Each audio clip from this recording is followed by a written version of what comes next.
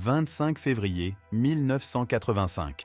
Le plus gros procès opposant les États-Unis à la mafia est sur le point de commencer. Le procès de la commission.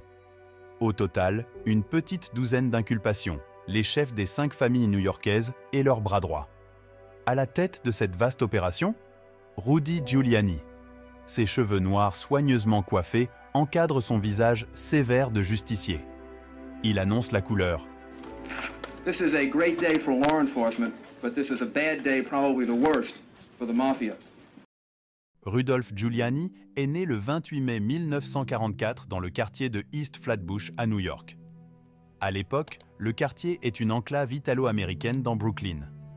Son père, petite frappe de la mafia, fait plusieurs passages en prison avant d'être embauché comme homme de main par son beau-frère Leo Davanzo, un caïd qui opère dans Brooklyn. On pourrait croire que Rudy était prédestiné à travailler pour la mafia, ayant des liens avec celle-ci aussi bien de son côté paternel que maternel. Mais non.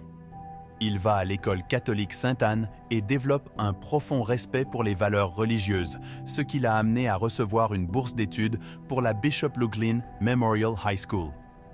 En grandissant, Rudy se démarque par son intelligence et son désir de réussir. Il intègre le Manhattan College et commence à tracer son chemin vers l'excellence académique. Puis, à la New York University School of Law, il acquiert une solide éducation juridique qui va devenir l'épine dorsale de sa carrière. Entre 1975 et 1983, Rudy Giuliani enchaîne les postes à responsabilité au bureau du procureur, gravissant petit à petit les marches du département de la justice jusqu'à Washington. En 1980, Rudy Giuliani passe de l'étiquette d'indépendant à républicain. Un an plus tard, il est nommé procureur général adjoint dans l'administration Reagan. Il est presque au sommet de la hiérarchie de son département. En 1983, Rudy Giuliani est rétrogradé comme procureur du district sud de New York. En réalité, c'est lui-même qui a demandé ce poste. Non seulement pour pouvoir combattre directement le crime organisé dans sa ville natale, mais également car ce poste, très médiatisé, va lui permettre de propulser sa carrière politique. Mais ça, on y reviendra plus tard. Pour l'instant, c'est le procès qui nous intéresse.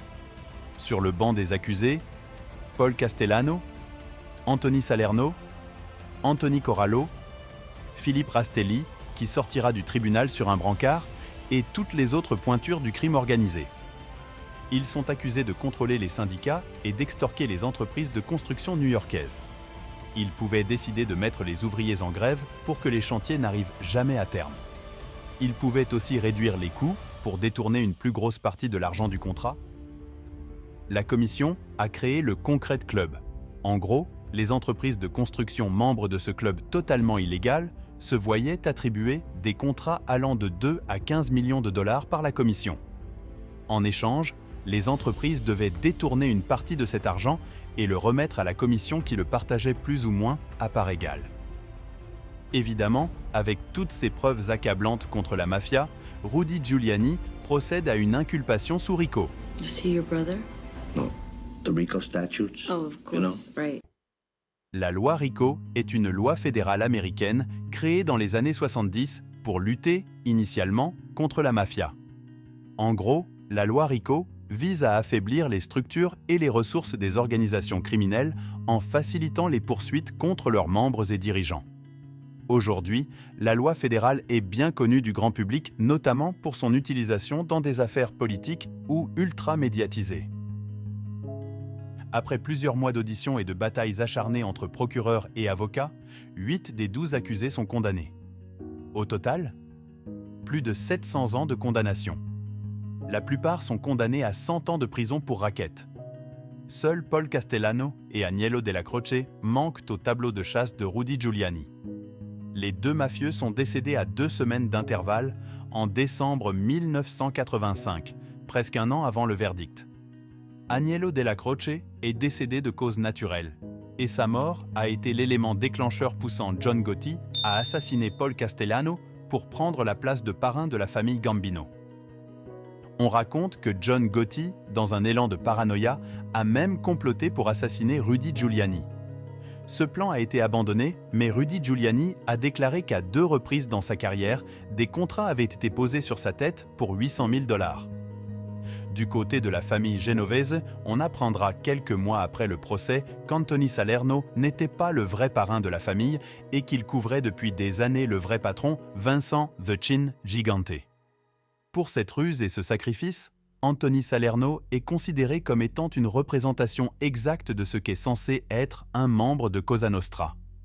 Le gars a carrément donné ses dernières années de vie pour que sa famille prospère et dupe le FBI. Comme si être accusé principal du plus grand procès de la mafia sur le sol américain n'était pas assez, Anthony Salerno a été condamné à 70 ans de prison dans un second procès de racket en 1986, où on l'accusait notamment d'avoir dissimulé des intérêts majoritaires dans 2 sociétés contractées pour construire la Mount Sinai School of Medicine, le Memorial Sloan Kettering Cancer Center et la Trump Tower. À en croire sa page Wikipédia, Donald Trump s'est enrichi en investissant dans l'immobilier new-yorkais à partir des années 70. Lors de la construction de la célèbre Trump Tower, la plupart des gratte-ciel étaient érigés en acier, mais Donald Trump a opté pour l'utilisation de béton prêt à l'emploi. Le béton prêt à l'emploi a l'avantage de sécher rapidement, mais cela peut rendre les promoteurs vulnérables au ralentissement coûteux provoqué par des tactiques couramment utilisées sur les chantiers de construction contrôlés par la mafia. No, we're not building anything. How can you say that when construction has already begun? Trump a choisi d'acheter son béton à des prix artificiellement élevés. En retour, il a bénéficié d'un chantier de construction bien organisé de la part du syndicat du secteur. Mais que peut-on en penser ? Est-ce que Donald Trump était réellement en affaire avec la mafia new-yorkaise ? Est-ce qu'il a été contraint de passer par ces sociétés comme beaucoup de promoteurs de l'époque ? Ce qu'on sait, c'est que toutes ces personnes ont au moins une connaissance commune, l'avocat new-yorkais Roy Cohn. D'ailleurs, un de ses anciens collaborateurs a déclaré que Donald Trump et Anthony Salerno s'étaient rencontrés chez Roy Cohn, ce que l'ancien président a nié en bloc. Du côté d'Atlantic City, on reproche aussi à Donald Trump d'avoir bâti son casino sur un terrain qu'il a acheté le double de sa valeur à Salvatore Testa, un mafieux de Philadelphie tué en 1984. Sal Testa était le fils de l'ancien parrain Philippe Testa. En 2013, pendant une interview, Donald Trump admet avoir déjà rencontré des mafieux à certaines occasions, baragouinant quelque chose comme « Ils peuvent être gentils. Vous voulez juste pas leur devoir de l'argent ?» De son côté, Rudy Giuliani est élu maire de New York le 2 novembre 1993. Il prône la tolérance zéro, la lutte contre le crime organisé et le trafic de drogue. Rudy Giuliani appuie ses propos sur la théorie de la vitre brisée. Plutôt amusant quand on sait que, toujours en contrôlant les syndicats, la mafia new-yorkaise a gagné $1 à chaque fenêtre de gratte-ciel posée. Mais ce sujet à lui seul mériterait une vidéo tout entière. Quoi qu'il en soit, vous l'avez compris, Rudy Giuliani entame une carrière politique qui va être surtout pleine de défaites. En 2017, Rudy Giuliani rejoint l'équipe de Donald Trump en tant qu'avocat personnel et conseiller en sécurité informatique. 6 ans plus tard, après l'envahissement du Capitole et toute une polémique quant à des présumés votes truqués, Donald Trump, Rudy Giuliani et d'autres membres du clan Trump sont inculpés sous la loi RICO.